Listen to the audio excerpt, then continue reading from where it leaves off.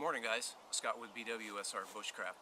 Today in this video, what I'd like to do is review the Bacho Laplander folding saw.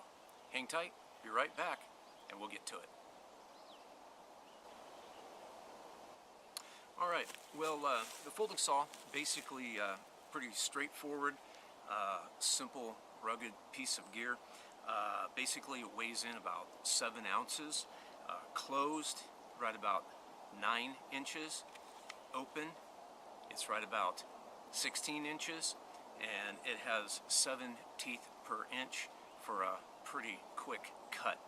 I put a paracord lanyard on it, and again, just pretty straightforward, simple, easy to use. It's got a nice curve to the handle, and